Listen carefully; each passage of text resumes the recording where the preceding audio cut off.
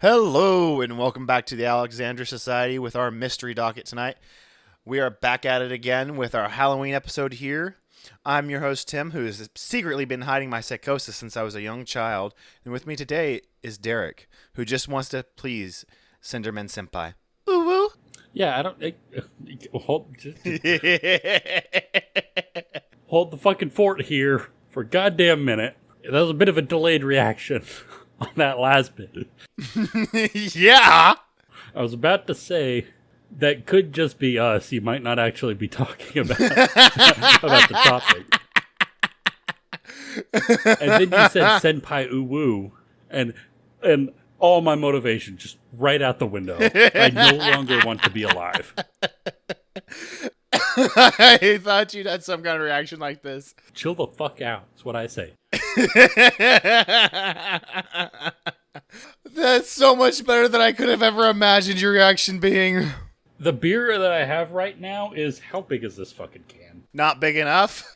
However fucking big it is. It's one of these giant fucking cans. And it's a 12% beer. And I'm going to be drinking all of it tonight.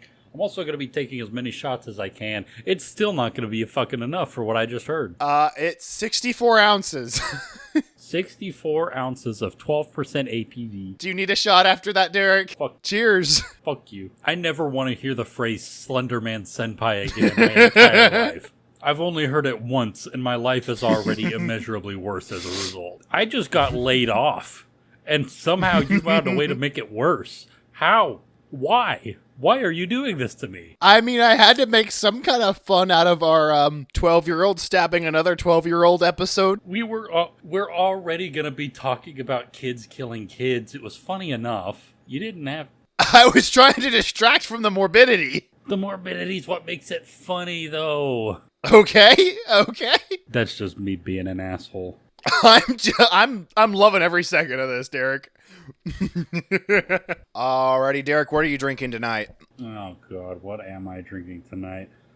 Yeah, we recently got together and we hit a few breweries and yeah, we got to enjoy Nothing Left's Brewing's 6th anniversary celebration and took home a growler each, and then we headed to Cabin Boys, and they were doing a Bavarian festival celebration. Oktoberfest. I don't think they outright called... I saw signs on their doors. They didn't call it Oktoberfest. It was essentially Oktoberfest. Yeah, because Oktoberfest is actually in September. I don't know if you knew that, but... No, I didn't. I feel... Yeah, it's actually in September.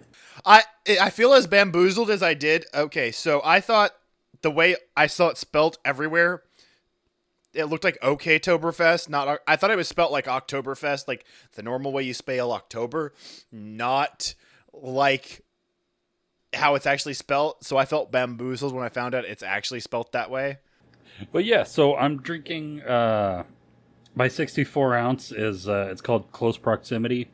It is 12% ABV, and it's basically, it's an imperial stout with like, Wasn't it like roasted coconut, toasted marshmallow? Not coconut. It's roasted some sort of nut, and it did have like roasted marshmallow as well. Was it hazelnut then? It might be hazelnut. Yeah, that sounds right.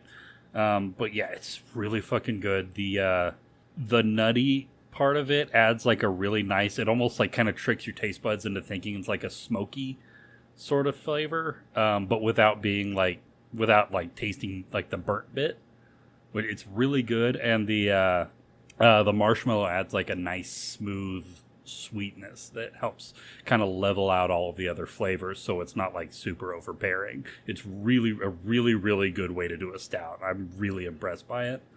And it just shows how different our taste buds are, because I tried it with Derek there at Nothing's Left, and I could not get more than a sip down because I was not my thing. Yeah, that's fair. It's still a really it's a stout. It's a really powerful in your face flavor, but the bitterness is, it's not dampened, but it's very much like mellow compared to like other types of stouts that you'll try. Like compare it to a Guinness. A Guinness is going to be very sharp. This one is more like smooth. I love it so much. It's really good. For my shots, I just pulled out the Deep Eddy, the sweet tea vodka. Austin, Texas, at 35%. Yeah, I really like it. It's the only good sweet tea liquor that we've been able to find. Agreed. Because it's actually made, it's not just made with flavoring, it's actually made with like actual brewed tea, which is how you're supposed to fucking do it. Yeah, Tim. Yeah, Tim, what are you drinking? So tonight, yeah, so tonight I am also drinking a 64 ounce or a growler from Nothing's Left. I went with Go Shorty. It's a 6%. It is a strawberry shortcake ice cream, either ale or sour. I couldn't remember which. Oh my god, is it delicious? Oh my god, they called it Go Shorty because it was their birthday. Yeah, and it was strawberry shortcake. It was ingenious. They released like a whole menu of flavor of beers for their 6th anniversary. They went all out. It was amazing. Yeah, I was a little slow on the uptake. Yeah, you're just getting it now. So, Derek, Tim, what do you know about your Slenderman senpai? are you asking what I know about Slenderman, the online? The creepypasta, yes. So when I was in middle school, I kind of had a period where I was obsessed with marble hornets, Interesting. Okay. and marble hornets was my like. It was like one of the first like big sort of like, I guess like a kind of a meme sort of thing on the internet that I was kind of exposed to, and I watched it. I watched every episode like 5 or 6 times, and it always freaked me the fuck out. And it was, I guess I should have probably stuck with it and like gotten more into like horror in general, because we'd probably have more to talk about. But so as far as Slenderman goes, I know the general concept is like there are people that will like look at family pictures or something like that, like a picture of their kids playing in the park, or like a family like vacation picture, and just like off in the woods they'll see in the picture there'll be like a man who's like impossibly tall and with like impossibly long limbs, dressed in like like a 3-piece black suit with like white skin and just like a bare face. And whenever that happens, whenever they see that in a picture, then they kind of like, in some cases it like their family will start suffering tragedies, or in some cases like they start kind of going insane, or they'll say that they're being followed by the Slender Man or something like that. So that's the general idea behind that particular creepypasta. Yeah, so the origin of Slenderman is he's very obviously a fictional supernatural character. He originally was created by Eric Cudson, also known as Victor Surge. So that was what he was known as when he created it. Since then, he's come out and his real identity, like his real name, has been known. In 2009, on Something's Awful forum, they were having like a Photoshop contest, basically. Of course it came from Something Awful. I should have known. Well, I guess looking back, where else would it have come from? It's not like Reddit or 9gag were quite as big as they would eventually become. I guess it could have come from 4chan, but they would have like bullied that person into oblivion before it ever got big. Yeah. So, basic description: very tall, very thin, unnaturally tall, unnaturally thin, tall humanoid with a featureless white head, wearing a black suit. And something I found out about Slenderman is there's actually a Slenderman Bible. Now, not literally. You know how like there's a bunch of lore documents for like something? There's a 500-page document of lore for Slenderman. there's a whole that completely. Okay, what kind of lore? Like, is it like? I don't know. It was referenced in the Lore Lodge video. I did not do any real research into Slenderman himself. I went more into our actual topic, not Slenderman himself. This is more of our background. Yeah, because if it's just like an account of like stories that people have written, like It's essentially what would be like a dossier. Like from what he described think of it like a secret government file is more akin to it, and it's like what it would be is like stories where Slenderman supposedly popped up, but fictionalized accounts were like, hey, this is like where he would have popped up here, just showing like a mythos or like a lore going back in history for Slenderman. okay, so it's basically like an SCP page written by a tryhard. Think of like a whole dossier of an SCP because it's 500 pages. Well, yeah, that's what an SCP page is. Yeah, that's yeah, it's an SCP page written by a tryhard. I mean, yeah, we have three main characters in today's story. Our perpetrators are Morgan Geyser and Anissa Weier. And then our victim today is known as Payton Leutner. She is our victim. Before I get into anything, Payton made it out fine. We're not talking about someone who passed away. I think it's pretty well known that the victim survived. Yeah. So it's okay to make fun of her. Derek, what is small town murder's rule?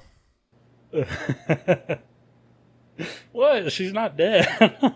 We're assholes, not scumbags. We make fun of the perpetrators, everyone else around there. We don't make fun of the victim. It was a joke. It was just a joke.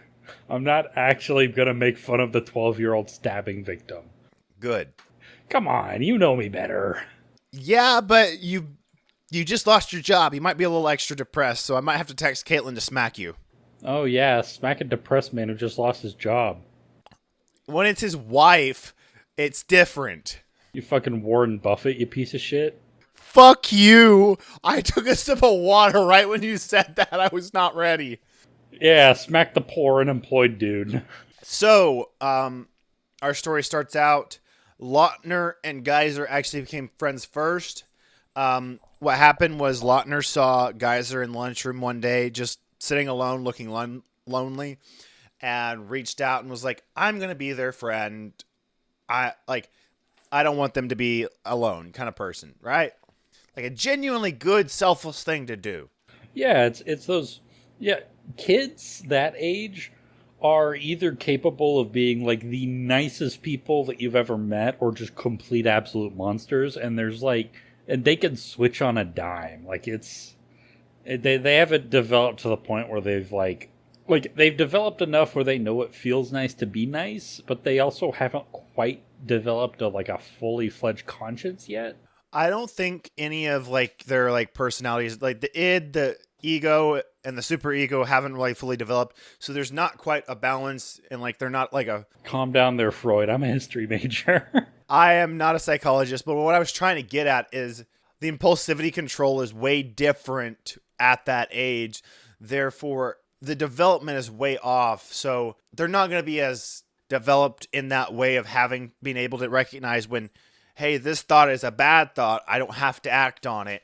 Or this thing is bad, blah, blah, blah, blah. Or, hey, this is what I can have these thoughts and not be a bad person kind of stuff. I'm going to rewind a little bit back to Slenderman. I didn't finish describing him. Obviously, black suit, black tie, black shoes, white collared shirt. He's sometimes depicted with tentacles growing out of his back. In the Slenderman mythos, he's causes amnesia, coughing, and paranoid behavior in his victims, often depicted in forests. And a thing about him is sometimes he'll be caught on film when he's not seen in real life, even though it's like in a very obvious position. It's like he can hide from the human eye, but not from cameras or something like that is the thing. Yeah, look up some of those like pictures that kind of went around with the creepypastas. Oh, there's some really creepy shit. Because they're real fucking creepy. The one that sticks in my head all the time is this one where like Slenderman is like right up front and center in the middle of frame, and he's like bending over and like giving a child a flower, and like the caption that went with it is like the parent just saw like this kid reaching up to the sky and took a picture of him because he thought it was cute. And then he looked at the picture later and there's this fucking like eldritch monster like giving his kid a flower. Could you imagine like Oh, here's my child being cute. Looking at the photo later. What the fuck is that? That ghost is a fucking predator. Do you think that? Do you think they have a sex offender registry in the afterlife? I've never rightly considered. Okay, so moving back to today, as I said, Morgan Geyser and Anissa Weier are our perpetrators tonight, and Payton Leutner is our stabbing victim. All three of them were 12 years old, and I am going to butcher this town name, but they were living in Waukesha, Wisconsin? Waukesha. Probably Waukesha. Waukesha. Waukesha. Okay, Waukesha, Wisconsin.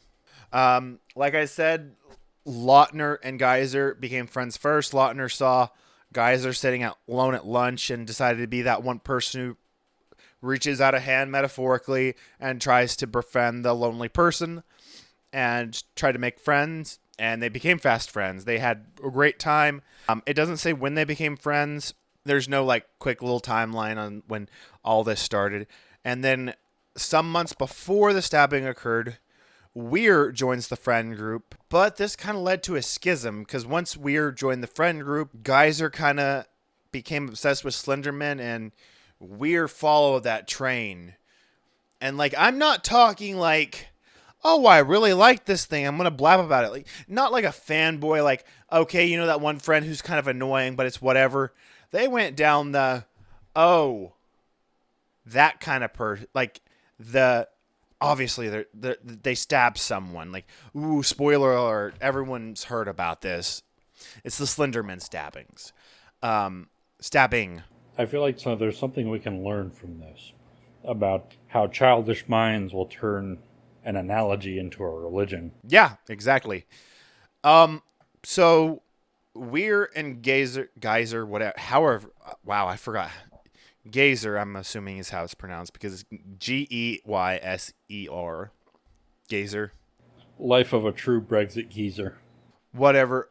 Once they both became obsessed with Slenderman, this actually really, really, like, they were both kind of creeping Payton. I'm going to refer to Leutner as Payton from now on just because, like, yeah, I feel like I want to impersonalize the perpetrators and like create like a sense of personality around the victim. So I'm going to call her Payton.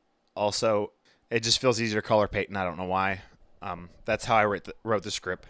I'll remember Payton easier than I'll remember Leutner. Is that Leutner? Leutner.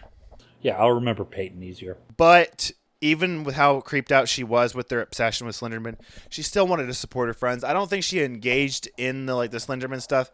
She's just like, oh, my friends are being really weird about this. Whatever.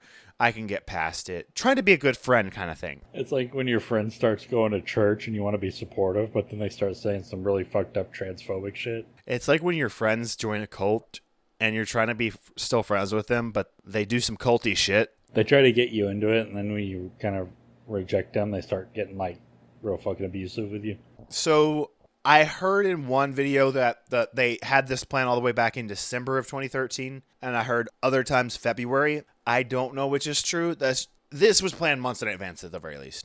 The stabbing was planned in advance. Maybe not the exact details, but that they were going to stab her, sacrifice her to Slenderman, planned in advance. We need to keep in mind that these are 12-year-olds. Yeah, this is like planning is relative. Yeah, like this is not a mastermind scheme. This is some 12-year-olds like talking about an idea that they had. Yeah, they were obsessed with appeasing Slenderman and becoming proxies of Slenderman. And since you're aware of Marvel Hornets, I'm sure you know what a proxy is, but you want to explain how it works in Marvel Hornets from what you remember? I don't remember that concept. It's been so long since I should have watched Marvel Hornets getting ready for this. But so a proxy is essentially someone who enacts the will of basically Slenderman or whatever being or whatever it is. Kind of like you know how cultists will do really fucked up shits or sacrifice in the name of people. It's being like an apostle of like in a cult kind of context. Like, you know how like, yeah, you know, that one leader figure kind of thing. that leads. Think of it like that. However, they weren't really, from what I have seen, we don't think they meant it in like that. So this was at the time where like everyone knows how degenerate the internet gets, especially on fan fiction sites. And this was in the heyday of Slenderman. The general like belief, at least I got from the Lore Lodge video, was they might have meant it in more of a senpai notices me way. And I don't mean that to like creep you out again. You know, like the, hey, I'll finally be noticed. They'll like me. There's one thing that this reminds me of more than anything, and I don't know why, but it's... Do you know anything about the Snape Brides? The what? The Snape Brides. I don't know what you're talking about. It was a whole community of women on Tumblr who believed that they could astrally project into the Harry Potter universe, and were all collectively married to Severus Snape. What the fuck? And they took it like really fucking dead serious. Like it was a whole like online cult around Severus Snape.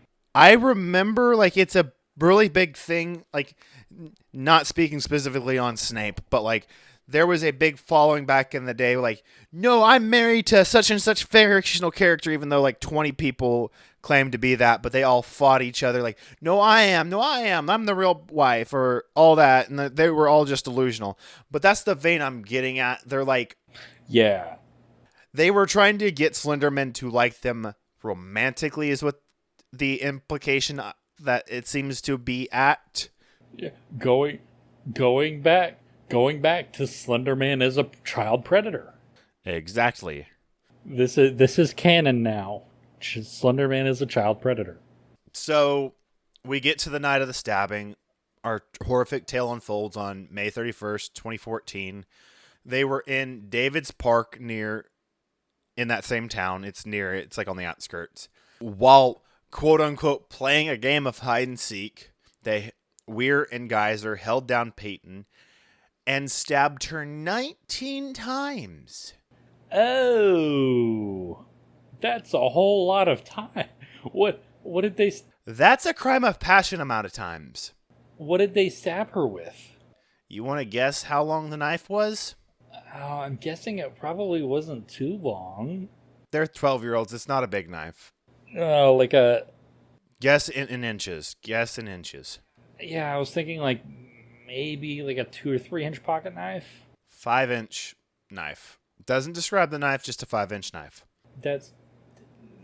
For a 12-year-old, that's still pretty fucking long. Yeah. 2 of these were near fatal.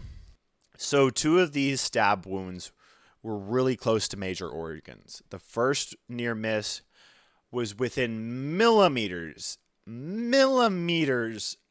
of a major artery. It doesn't state which one. 19 stab wounds and none of them hit anything major. I don't know about that. They just wasn't fatal. And the second critical one went through her diaphragm, cutting into her liver and stomach. Okay, yeah, that's pretty bad. That can... Liver's whatever. Diaphragm, that can lead to a whole bunch of long-lasting problems. Stomach, that can cause a nasty infection. Yeah, so the 19 stab wounds were across her arms, leg, and torso. That's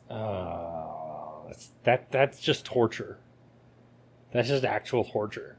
After finishing with their stabbing of Payton, they told her to just lie down, that they were going to go get help. What the fuck? Kids are so fucking stupid, dude. What, they get done with it and then they look at this poor girl afterwards and they're like, oh shit, we fucked up. Because I remember what it was like to be 12. They didn't. That's not why they said that. They was just lying to her face. They did not regret this at all. So here's the thing about, like, we talked a little bit earlier about not having their id, psycho, all the psychology, the Freud shit, whatever you want to call it, not being fully developed. I want to argue here really hard that was the case. I'm not saying that they would be good people or they'd be like perfect citizens today if they didn't, if they were let off easy on this shit or whatever. but like at that age, it is their parents don't regulate internet access. It's very easy to believe things on the internet. I mean, shit, our entire political climate is completely dominated by grown-ass adults who believe anything they read on the internet. Yeah, imagine how... I mean, speaking as somebody who got really fucked up by all the shit I read on the internet growing up, the internet fucks you up growing up. That it do. But even then, like, it never occurred to me to stab one of my classmates. If you thought it was going to appease your senpai, would you? I didn't have one. I didn't have a senpai. Call me the preteen Ronin. Very obviously, they had no intentions of going to get help. In fact, following the stabbing, they just started walking on Interstate 94. You want to know why they were walking on Interstate 94? Fuck, I don't know. They were looking for Slenderman? Basically, yes. They were trying to get to Nicolet National Forest. You know what they thought was there? Fucking no, dude. Slenderman's mansion. Why would he have a mansion? He's an interdimensional being. Fuck if I know. God, 12-year-olds are so fucking... Internet brain rot from a creepypasta meme? See, brain rot is not just a Gen Alpha thing. I think these are Gen Alpha. Wait, how old would... This was 2014, they were 12, so that'd be 2002. I think that'd be like tail end of Gen Z. I'm looking it up now. Okay, so 2010s are Gen Alpha. Oh, shit. They're Caitlin's age. Yeah. Caitlin was 12 in 2014. Yeah. Gen Alpha starts in 2010s. So backing to our victim who was just stabbed. God, the fucking whiplash from that one. So Payton has just been stabbed 19 times. You know what this absolute trooper does? Does she actually get up? No. But she's able to crawl her way to the nearby road where she is found by a cyclist who's able to call for help. Oh, yeah, it would just be like a bunch of 12-year-olds. Like, they wouldn't go, like, fully into the woods. They just go, like, right off the highway. Well, they were in a park, so it was like one of those... Yeah. Oh, that's right. Oh, that's so dumb. That's so stupid. Payton was able to get medical attention and underwent a 6-hour operation to repair the trauma to her organs and tissues on both her abdomen and torso.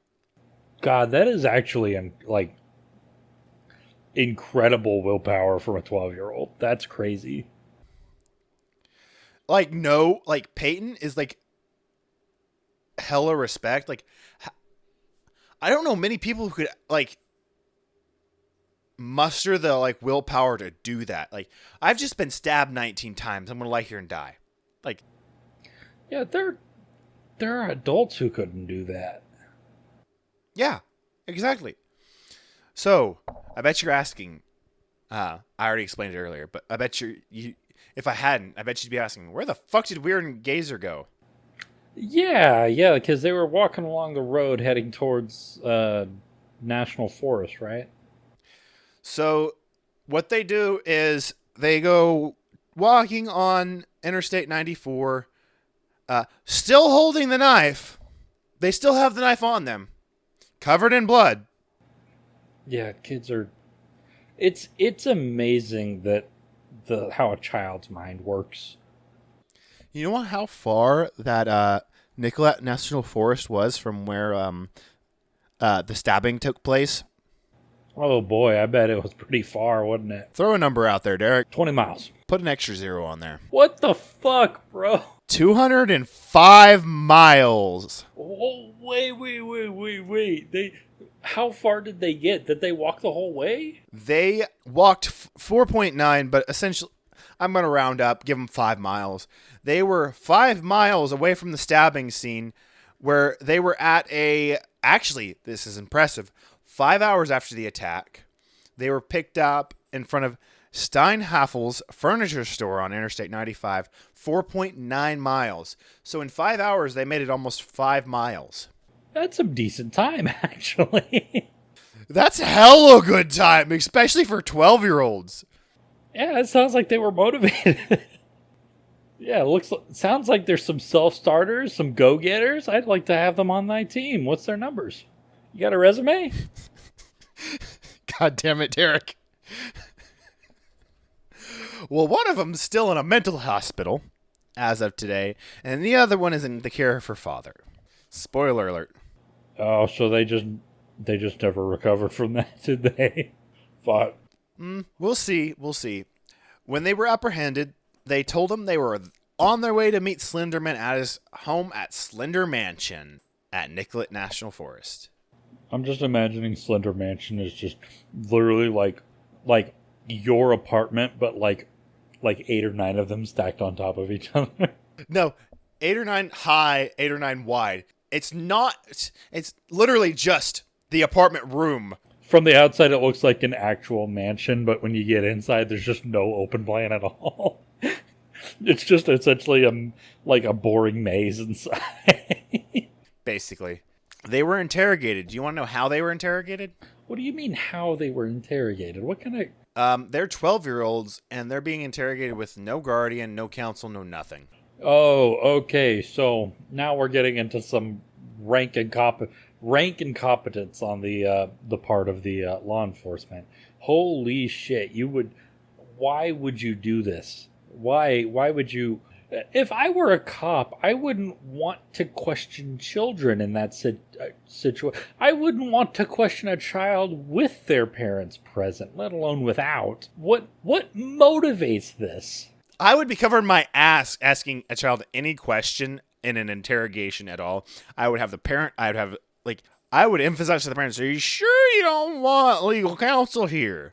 I would literally refuse to talk to them at all unless they had a lawyer. If a child is involved and I'm a cop, I don't do a fucking thing without a lawyer in there.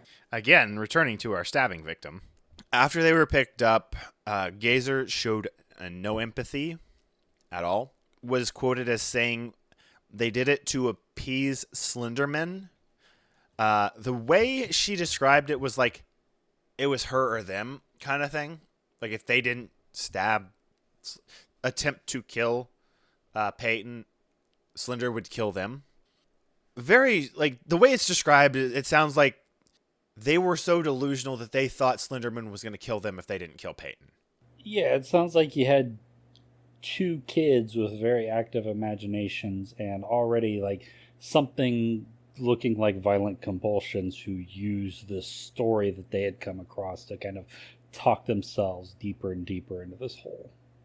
Exactly. So Weir showed guilt for stabbing them. But again, they both expressed the fact that they thought they had to do it to appease Slenderman. Okay, so it sounds like, so it was Weir and what was the other one's name? Geyser, whatever. Yeah, Geyser. Yeah, so it sounds like Geyser was probably the one with the impulse who talked Weir sort of into this idea.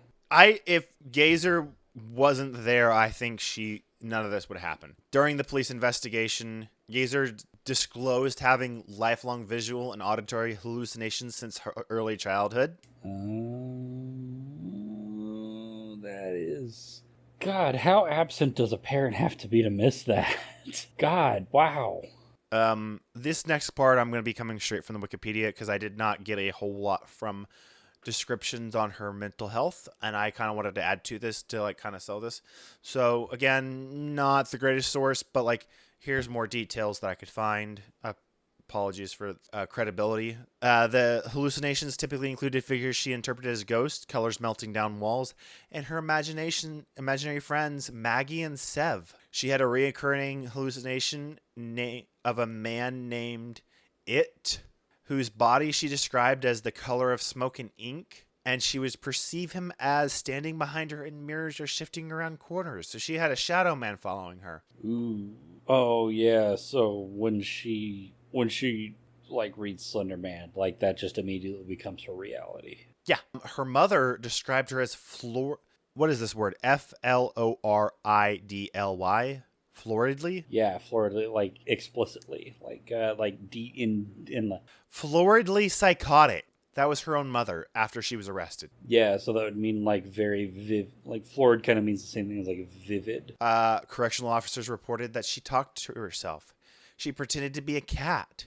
She kept ants as pets. I did shit like that when I was 12. Like, that, psychosis aside, like, that's not immediately. Unless she, like, tortured the ants. Like, that'd be a red flag, but. She reported seeing unicorns and believed she was having ongoing conversations with Slenderman and other fictional characters, such as Severus Snape. He has returned. Oh, God. Oh, no. Oh, friend of the pod, Severus Snape. R.I.P. to his actor. I can't remember his name, but he was a genuinely good actor. Yeah, I can't remember his name now.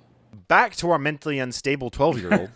In the following fall, Geyser was relocated to Winnebago Mental Health Facility, determined if she was competent to stand trial. In October, she was diagnosed with early-onset childhood schizophrenia. For 19 months, they erratically and inadequately treated her. So they diagnosed her and started treating her, but they only did it just whenever the fuck they felt like it. Wait, what do you mean? Whenever they feel like it? It's very implied that they withheld her medications to keep her from being psychotic from her multiple times while being detained. But why? Because the correctional facility doesn't give a fuck about the health of any of their people. Yeah, but that seems so explicit, like. They don't actually give a fuck. They only care about making money about detaining people. It's literally chattel fucking slavery again, Derek. God, that's so dumb. That like, it's cruel, but it's like nonsensical too. Like, because of this erratic medication cycle, they believe it's caused her to regress into psychosis and reduce her ability to distinguish reality from her delusions. Oh yeah, like being inconsistent with your psychosis meds can be like, that can fuck you up. Fuck you up so bad. Like, it can fuck you up in ways that you just can't come back from. Over a year later, in December of 2015, she began a consistent long-term regimen of antipsychotic medication, which enabled her to understand what she had done and display appropriate feelings relating to her crime, such as guilt and remorse. In March of 2016, she returned to the county jail to await trial. Although she was adequately medicated, her mental health deteriorated, likely linked to stressors on her already fragile mental health that which are typical when forced confinement and incarceration. Oh, wait. You're saying, hold on. Hold the fort. Are you saying that being locked up in a cell might not be good for your mental health? We have multiple studies saying that confinement is actually really fucking horrible for mental health. Wow, that's crazy. I could have never predicted that. Wow, you're saying there's studies on this too? Wow, we should let them know about this. Like, I'm sure. Yeah, I'm sure that if we just told them about it, then they would put a stop to this, surely. They don't fucking care, Derek. Oh, right. Money's involved. Okay, well, that's the important bit, as long as we're saving money. You're forgetting capitalism! So Weir was brought up on charges of first-degree intentional homicide and tried as an adult. How old are they at this point? They're like, what, 14, 15 now? I don't know when the charges were brought, but she pleads in 2017, so she's 15, 16 when she pleads. If they were 15 at the time they committed the crime, I'd have a little bit of an issue with charging them as an adult. They were 12. Okay, so here's the thing. I think being charged as an adult should be reserved for people who are 17 at the time of the crime. If that. I don't believe in charging as an adult if you are not a fucking adult. It's bullshit horseshit, and they can go get fucked. It's dog water. That is actually insane. Like, what? Charging someone who is 12 at the time of their crime as an adult is heinous, and whoever made that decision should be publicly hanged. Yeah, just think about, like, the main perpetrator was suffering from like severe untreated psychosis for most of their life.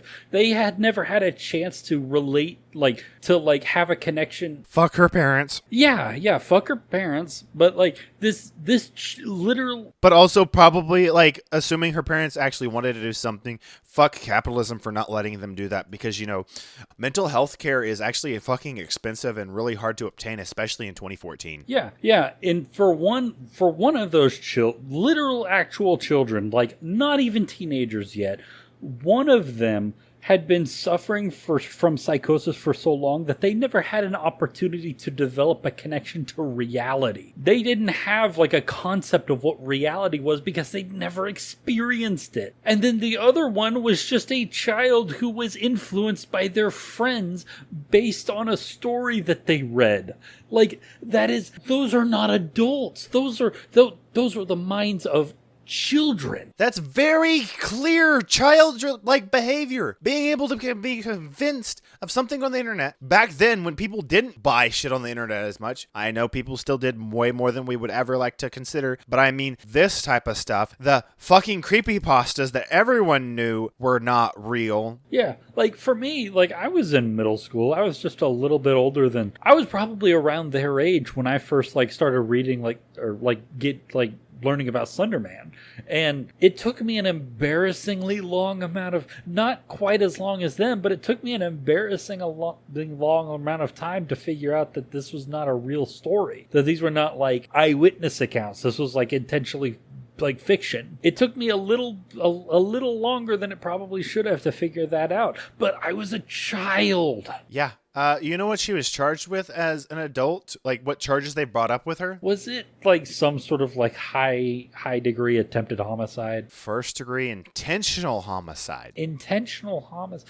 That phrasing is really weird because nobody died. How could it be an intentional homicide? So the charges I got from Wikipedia, because nothing actually none of the articles, none of the videos talked about the actual charges they were brought up on. Just that they were found that they ended up serving mental health sentences. So I used the Wikipedia article. I assume it's first degree intentional attempted homicide is what was the actual charge because it was attempted. Weir ends up pleading guilty to second degree attempted homicide in 2017 as I don't know the birthday. I couldn't find their birthdays. So 15 to 16 about this time. However, in the month following her guilty plea, the jury ruled she was mentally ill and therefore was innocent due to mental deficiency or defect. And this is the one that was not suffering psychosis, just a child that was convinced by her best friend, which I still agree with their decision because they're fucking children. Which is correct. This is the delusion of children. They didn't realize what they were doing. They thought Slenderman was real. They legitimately thought he was real. Yeah, this is something. This is the kind of case where I would like them to take a step further from where they are from the school shooter situation. So recently they've started charging the parents of school shooters for their neglect and all that, and their implicit, like, you know that 6-year-old that shot the teacher like a year or two ago? No, I didn't hear about that. There was a 6-year-old who shot their teacher, and there was multiple times that the facility said, hey, he's got a gun, we should search him. But they didn't. And he shot his teacher at 6 years old. They charged the parents, as they rightly goddamn should have. Yeah, I know that there was that mass shooter in Georgia who, it might have been at a school, I can't remember for sure, but it was just recently. There was this kid at a high school who had been under investigation by police for a little while because he kept making like public threats on the internet to shoot up his school, and he kept getting investigated for it, but his parents didn't take it seriously, and his dad got him an AR-15 for his birthday, and then he used that AR-15 to... Oh my fucking god. Yeah, after he had already been under investigation for like 6 months, and then he turned around and used that AR-15 to shoot up his school. So back to our 12-year-old being sentenced who pled guilty to second degree attempted homicide. She was sentenced to a maximum of 25 years in a psychiatric facility. And this isn't like your normal sentencing, like where like, hey, you 25 to life bullshit. This is like when you're sentenced to a mental health facility, from the way I've understood it, that's like the max you can be. Not the not like, hey, you can start parole at this time or whatever. at the 25-year mark, she could theoretically walk free. But anytime beyond there, apparently in Wisconsin, every 6 months you can petition for release. That's what their lawyers said they would do. Mm-hmm. I think they needed mental health help, specifically Greer, or however it's pronounced. The one with the psychosis issues needed a lot of mental health help. She was credited with the 3 years she served in juvenile detention, and then was ordered, like, she had to have a minimum of 3 years in the mental health facility post that. So basically they said your minimum and your maximum is 6 years to 25 years, essentially, breaking out to plain English. But in September of 21, she was released after I spent more than 4 years. So she went a little bit past her 3 minimum years. She has to be on GPS monitoring 24/7. She's under her father's custody. She's basically, I think, a 19 at this point. And then her internet usage is monitored, which, to be fair, after that happened, you probably want to monitor their internet usage. Yeah, definitely. Mm-hmm.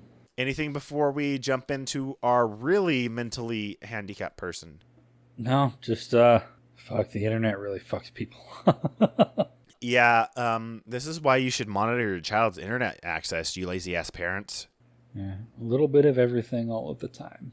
Greer's attorneys argue that she suffered from schizophrenia and psychotic spectrum disorder. That's an exact quote from the People article I used. I don't know exactly how it's described in the court case, but she was prone to delusions, paranoia, from what we heard about from that Wikipedia, the part of the Wikipedia that got descriptions on her psychosis. Yeah, she's mentally fucking ill and she needs help. She doesn't need to be thrown away.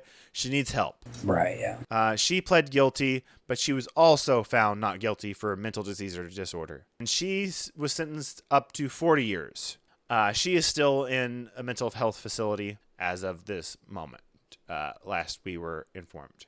Which I'm sure is very good for her, and they're doing a very good job. The People article actually implied that the reason why they did not release her was not due to her not making improvements, but because she was malingering her mental health issues, so she did not have to return to her father, because that would be the only person that she would be able to release to, because she would still have to live with someone. She's still a young adult at this time.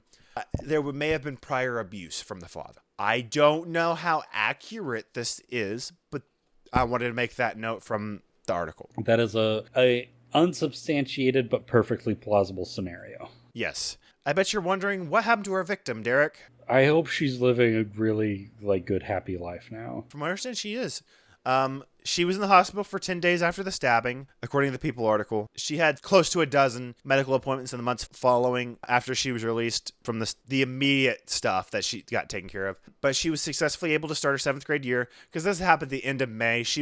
Most schools are already done by the end of May. Her family actually did a Giga Chad moment. They actually sought her some therapy after this, which is fucking amazing, especially for 2014 standards.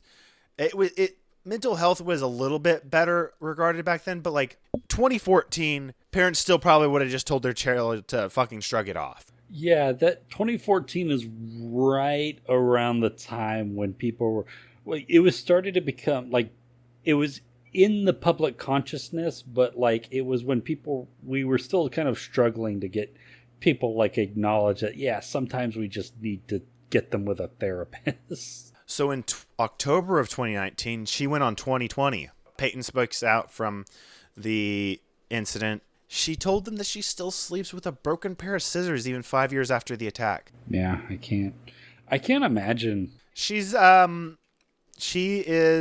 17 theoretically at this time, but they also said she was 19 when she did the interview. I don't know. So it was like 2019 timeline bullshit, inconsistent reporting. In 2019, 5 years later, she was 12, so she should be 17 based on the 17 or 18 at this time, based on the time of year. And then she actually said she was grateful for what happened to her. That's wild to me. She said, and I quote, "Just because what she did, I have the life I have now. I really, really like it, and I have a plan. I didn't have a plan when I was 12, and Now I do because of everything I went through. I didn't think that someone who I went through what I did would ever say that, but that's truly how I feel. Without the whole situation, I wouldn't be who I am. And I don't know if that's the best way to view this, but if she can take something positive from this and be a better person from it, I'm glad for her. I'm not glad it happened to her, but I'm glad she's able to build herself up better than she was afterwards. So, Derek, what do you think of the Slenderman stabbing? God, what a collection of... Such a clusterfuck? Yeah, just a clusterfuck from beginning. A failure at every level of society. This shows, like, I don't hate the perpetrators of this week. Like, they're just fucking children who didn't know any better. They were sick children. Who weren't giving any internet. They were given unregulated, unfettered access to the internet and weren't taught to discern things. Like, I wasn't taught how to discern what's real and what's not on the internet, but somehow I was able to develop that. Their parents really needed to help them to be able to discern what was real and what was not on the internet. They needed to teach them better, needed to regulate their internet access more. Like, that's another reason why, like, outside of just generally not wanting to be responsible for another human life, I am absolutely afraid I'm going to be ineffective at teaching my children internet literacy. Like, I'm going to severely give them the best knowledge they can if I ever do have children, which is a very, very big if. But like, I'm scared of what the internet can do to them. Fucking like, there's all kinds of people getting groomed on the internet. There's all kinds of people becoming delusional, like today's story because of the internet. There's people who just lose themselves even if they don't believe what's on the internet in the internet. There's people who the list goes on, Eric. Yeah, I keep thinking about like back in the 90s when people were first imagining like what the internet could possibly be, and it was supposed to be like this utopian thing that was supposed to be like the next step towards like the mass enlightenment of the entirety of the human race. And just the state that it was in 2014 and the state that it's in now, it's just demonstrated like even something that's as revolutionary and monumental as the development of the internet, if you don't have like a backbone as a society to be able to push back against like just bullshit in regards to the way that we understand like how society at large outside of our own individual selves work, if we don't have that sort of backbone, that sort of structure to our society to begin with, then the internet just turns into a slaughterhouse. It turns into a way to create mass suffering on a scale that's never really been seen before in human history. And where those sorts of failures as a society intersect is situations like this. Exactly. As someone who had way too much freedom on the internet as a kid, yeah, I didn't turn out horrible, but like there should have been way more. Like, my parents should have been more involved in my internet usage as a kid. Do I blame them? No, not really, because I didn't really like discuss what I was getting up to on the internet. Like but like, more internet literacy needs to be taught to kids at a young age because they need to know what to look for to avoid, one, becoming delusional like today's case, but two, to avoid themselves getting hurt by groomers, by pedophiles, by people who are out there to hurt them. Yeah, there's just a certain like, because like when we were kids, like our parents didn't grow up with the internet. How were they supposed to fucking know? How are they supposed to know what was happening? And like they knew to a certain example, like, yeah, there's some shady individuals on the internet that could they're the whole thing with the internet was like, don't believe everything you see on the internet, and like that's a good lesson, and that's something that they were right to teach their kids, but like they had no way of like truly comprehending like the absolute nightmare that the internet could produce just when it intersects with like already existing real world issues, like children whose mental health isn't taken seriously, or really quick, I want to focus on that for a second. America is woefully inept to handle the mental health crises of the day-to-day lives, and I understand that many of the American people do not have the finances to seek mental health help when they need it. But when you have the money, that is one of the best investments you can make as someone who's been in therapy for a year and a half now. So, Derek, any final thoughts about our stabbing tonight? No, just Fuck American healthcare system. fuck the American healthcare system, and Fuck the parents. yeah, watch out what your kids are looking at on the internet. Just check in every once in a while. Sit down, not even check in on what they're looking at on the internet. Just sit down and talk with them every once in a while and see if like they still have some sort of like vague connection to reality. Like just do that and your kids will be infinitely better off.